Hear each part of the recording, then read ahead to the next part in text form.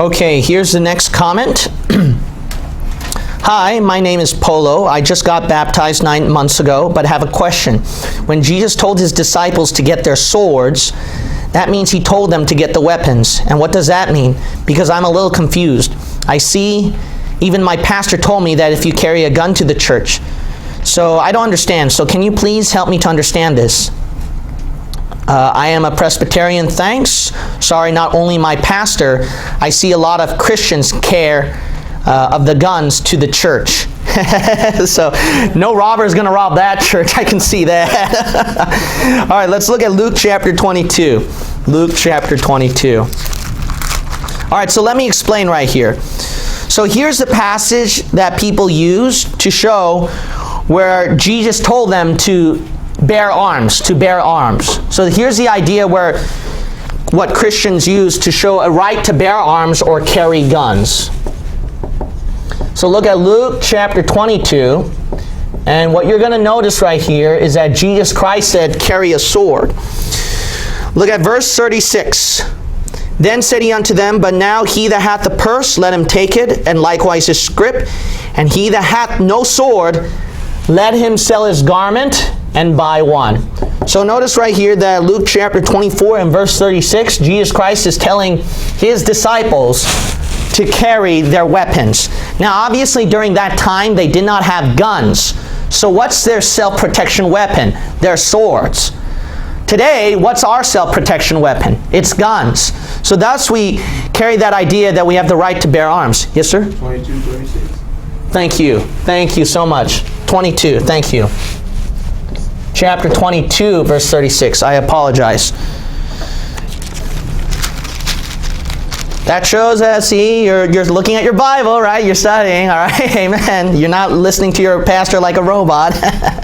So, at Luke chapter 22, you'll notice right here that you seem to have a right to bear arms. But here's the idea. Why would Jesus tell his disciples to do that? So what is going on here? So I'll tell you what's going on, all right? The context is, where does this take place? It takes place at the Last Supper. Jesus Christ, he says this to them during the Last Supper. That's the context. The Last Supper is a context. So Jesus Christ, he preaches a sermon during the Last Supper. Now, in this sermon of the Last Supper, you know what it's all about? The context? It's New Testament. You'll see New Testament Christianity mentioned. Let's look throughout the passage here. Look at chapter 22 and verse 19. Notice they took the bread at verse 19, and Jesus said, do this in remembrance of me, right? Which we Christians do today, right? We take the Lord's Supper and bread and we do this to remember Jesus, right? Don't New Testament Christians do verse 19? Yes, we do. So this is a context. Verse 20, notice the cup they drink in the Last Supper. That we do that too, right? We take the cup in the Lord's Supper. New Testament Christians do that, right? Notice Jesus told them to do it, and it's a cup of the New Testament. So notice that he is speaking, he is instructing his disciples, which Christians are supposed to follow. So these are instructions to New Testament Christians, you must understand. These are instructions that New Testament Christians follow. Let's keep reading. You'll notice verse 31. The Lord said, Simon, Simon, behold, Satan hath desired to have you, that he may sift you as wheat. But I have prayed for thee, that thy faith fail not. Now look at this. This is interesting. So before he died on the cross, but look what happened after he died on the cross. And when thou art what? Converted, strengthen thy brethren. What do you mean converted? Wasn't Peter already saved? What do you mean by converted? Because after Jesus died on the cross, it's New Testament Christianity. So it's something new going on here. So we know that this context is New Testament Christianity. Let's also look, notice it says, strengthen thy brethren. Peter, he was strengthening his fellow brethren, right? Did that take place Old Testament or New Testament? New Testament. So this whole idea is New Testament Christianity. See, this took place in New Testament Christianity. So when Jesus is instructing his disciples here, It's in New Testament Christian time, which will make perfect sense, because look at verse 35 through 37.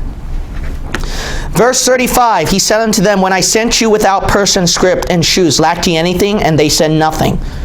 So earlier, Jesus, when he sent out his disciples, I don't know if you know that passage at Matthew or Luke, but what did he say? Don't carry a purse. Don't carry so much luggage.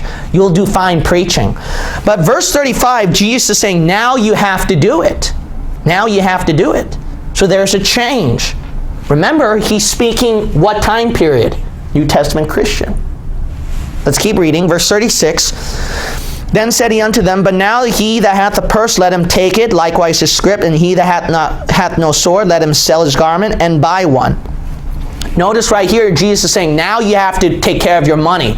Now you have to take care of self-protection. And the time period was what again? New Testament Christian. Now let me ask you this question. Isn't that true that New Testament Christians today have to take care of their finances and self-protection? Of course. If you don't, then why are you working in a job, okay? Why are you working in a job? And not only that, why do you believe in government police, see? And some of you actually carrying your own weapons. That's why America, which was originally founded on Christian principles, it did follow that instruction. The right to bear arms. You know why? That's how you're supposed to live. You're supposed to live taking care of your money and self-protection. Amen. That's your responsibility. Right. That's your responsibility. There are so many other people who claim to be Christians and they believe in pacifism. Look, if you do that and then somebody rapes your wife and children, then okay, God bless you. But me, I'm going to self-protect myself. Amen. That's what I'm going to do. Right. So that's why this makes sense why Jesus told them to take care of their money and the right to bear arms. Look at Luke chapter 11. Luke chapter 11. Luke chapter 11. We're going to look at verse 21. Luke chapter 11. We're going to look at verse 21. Jesus said right here that it is good. It is good for a man to have a strong and safe home. That's what Jesus said.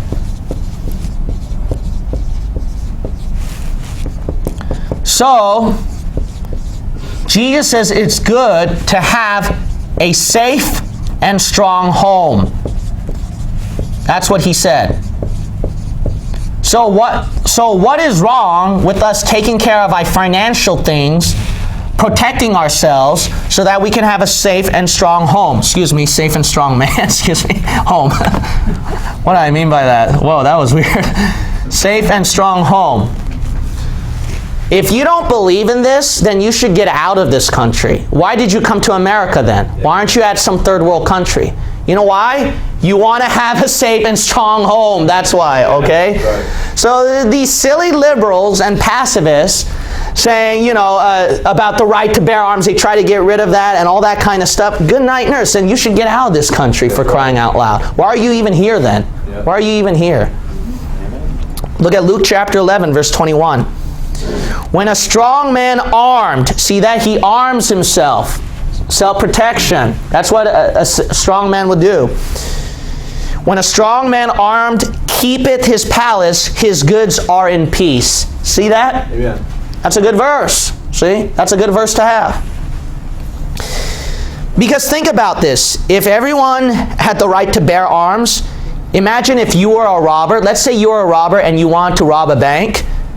Imagine a robber trying to be brave enough to rob a bank when he knows everyone's going to have a gun pointed at him. Yeah. See that? So that's why we do this, the right to bear arms. So there are Christians who carry guns and all that. Here's the thing. I'm not saying illegally, okay? The Bible is Romans 13. We submit to the powers that be, okay? That is very important.